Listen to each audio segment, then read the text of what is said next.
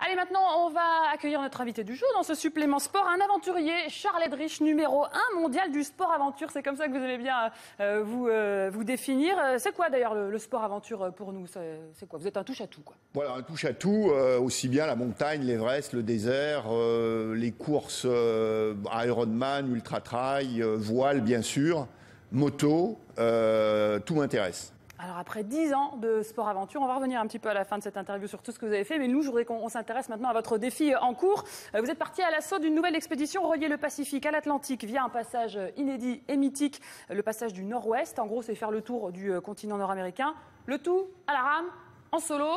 Pourquoi Voilà. vous avez Donc, lancé là-dedans? Alors je suis en face de vous, mais en fait je suis en expédition actuellement. Ça se voit pas. Donc j'ai fait la première partie donc l'été dernier.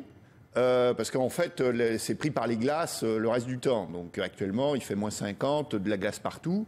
Donc je suis parti du détroit de Bering, extrême nord de l'Alaska. J'ai laissé mon bateau dans un petit village qui s'appelle Tutuyaktuk, à l'extrême nord du Canada. C'est un village les plus nord du monde. Et je repars dès que la glace fond.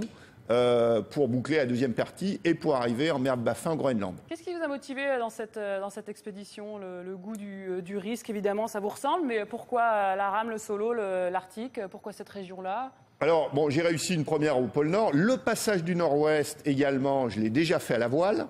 À la voile, c'est sympa, c'est même merveilleux, il y a des paysages extraordinaires. C'est trop facile pour vous. Mais, voilà, c'était intégré dans une première qui était faire un tour du monde par les deux pôles. Mais il n'y a pas de caractère vraiment d'exploit, de record. Alors que là, on est quand même dans un truc extrêmement difficile. Là, c'est toutes les côtes nord de l'Alaska. Là, vous avez fourni à peu près 72 jours d'efforts. Est-ce que le plus dur est fait? Il y a encore la moitié, mais est-ce qu'on peut dire que le plus dur est derrière vous? Alors, sur le papier, en théorie, maintenant, il faut être d'une prudence extrême. Parce que les conditions, évidemment, de glace, de vent, de mer sont des facteurs très très importants. Et la météo, on ne peut jamais vraiment la prévoir. Mais en principe, maintenant, je vais être dans des passages beaucoup plus resserrés, entre des îles, des caps, où je pourrais me mettre à l'abri lors des coups de vent, ce qui n'était pas le cas bien souvent sur la première partie. Ouais. 3 mois de rame en Arctique.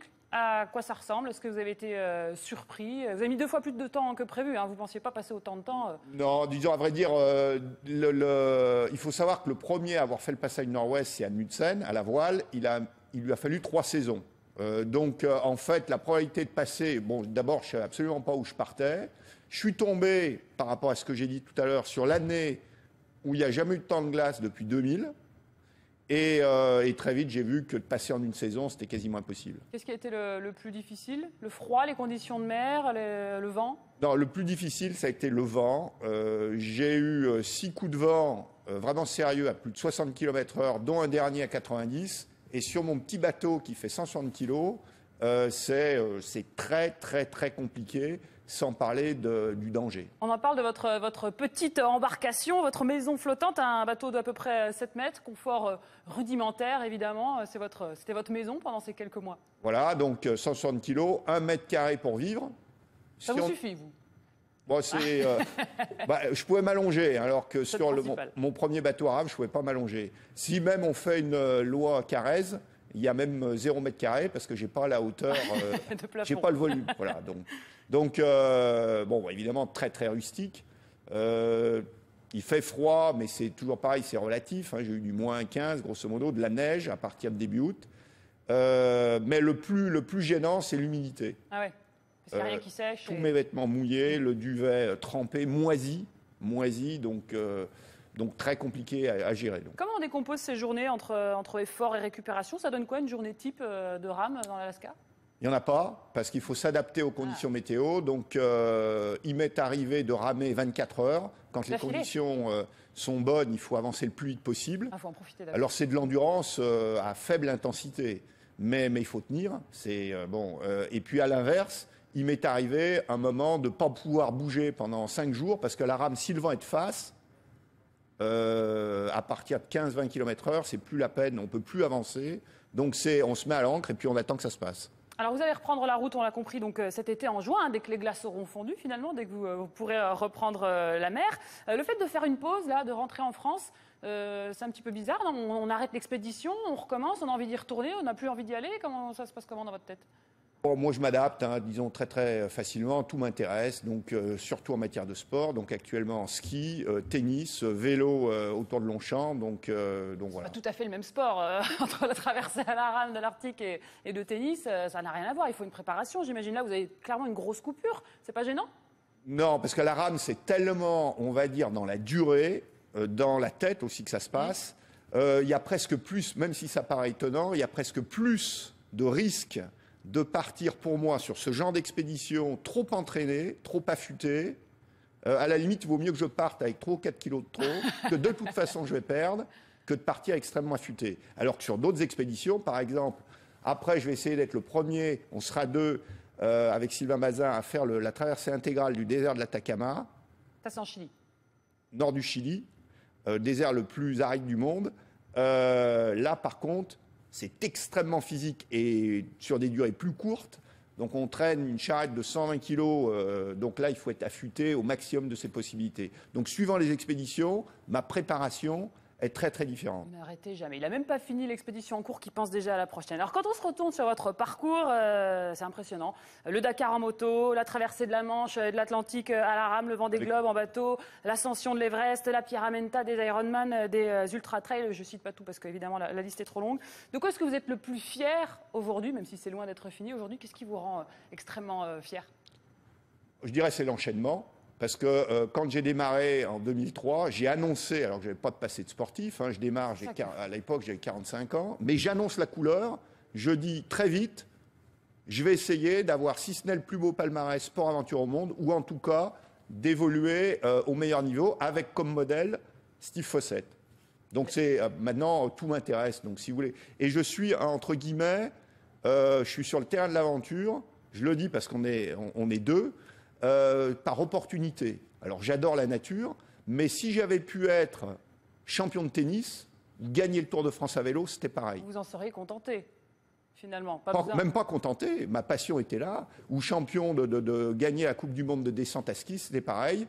Maintenant, comme j'ai démarré à 45 ans, il n'était pas question de me mettre, enfin c'était même pas imaginable. Par contre, je me suis dit, tiens, voilà, le terrain de l'aventure, ça te plaît et il y a peut-être quelque chose à faire. Mais vous avez un sacré retard à rattraper quand même, excusez-moi, mais vous sortez pas vous n'êtes pas un minot qui a passé sa vie en montagne ou dans la mer, ou vous n'étiez pas sportif de haut niveau du tout, quoi, avant de vous y mettre. Absolument pas, non. Donc j'avais une entreprise que j'avais créée de chasseurs de tête, que j'ai développée un peu partout en Europe, aux États-Unis, je l'ai introduite en bourse. Donc comme personne croyait à mon projet, que ce soit les médias ou évidemment les entreprises, pendant 6-7 ans, j'ai tout financé moi-même, aucune communication, aucun partenaire. Et puis voilà, et puis depuis 2-3 ans, les gens se disent effectivement, il a l'air d'avoir un parcours sympa. Ah oui, plutôt. Et vous prouvez qu'à 56 ans, il n'y a pas d'âge pour réaliser des exploits et surtout aller au bout de ses rêves. L'endurance est là, le souffle, le mental, surtout, j'imagine, c'est aussi votre force aujourd'hui. Alors ça joue beaucoup, mais ceci dit, il faut quand même aussi avoir le physique. et si on parle de l'âge, suivant les expéditions, les aventures, l'âge a plus ou moins d'importance. Sur la rame, si on est en forme, l'âge n'a strictement aucune importance. On est aussi fort à 60 ans, voire probablement, si on aime...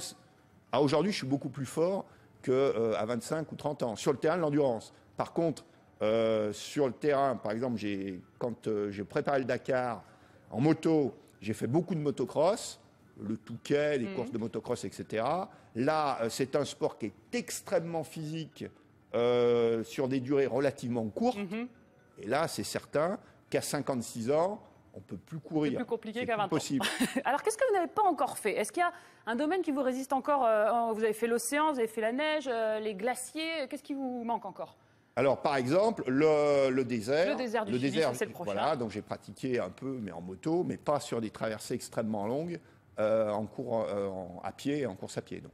Est-ce qu'il y a, je crois que vous avez peut-être une petite cinquantaine de projets encore qui vous tiennent à cœur. Rapidement, vous nous en citez quelques-uns? Alors, je peux vous citer le 44e, par exemple. J'ai la ferme intention de battre le record de distance à l'heure en vélo. Alors, pourquoi le 44e? Des plus de 100 ans. Donc, j'ai 44 ans. Ah oui, qui est tombé récemment, là. Qui est tombé récemment. Donc, vous voulez attendre vos 100 ans pour pouvoir faire oui, le record, s'il faut avoir 100 ans. Donc. On se donne rendez-vous dans quelques années. Mais au-delà de ça, donc j'ai pas mal de projets, par exemple, en matière de voile. Donc, j'aimerais bien être le premier à faire un tour du monde alors c'est un peu pointu comme sujet, contre les vents dominants en multicoque solo, ce qui ne s'est jamais fait. À chaque fois, j'ai l'impression que vous cherchez le record, la première fois, d'être le premier à le faire. Si quelqu'un l'a déjà fait avant vous, ça n'a aucun intérêt.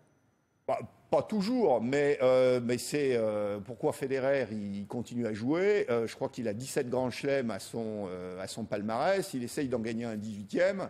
On est quand même tous, quand on est vraiment dans la performance, on est quand même sur ce genre de motivation. En tout cas, vous arrêtez pas de nous faire rêver, de nous les faire tomber ces records les uns après les autres. Merci beaucoup, Charles C'est un plaisir d'avoir été avec nous. On rappelle la sortie de votre livre, 10 ans de sport-aventure. Il y a plein de photos, il y a évidemment tous les récits de vos aventures et je pense qu'il va y avoir d'autres tomes à venir après celui-ci. Merci beaucoup. Merci beaucoup. Nous, on se retrouve à 13h30 pour les courses sur l'équipe 21. À tout à l'heure.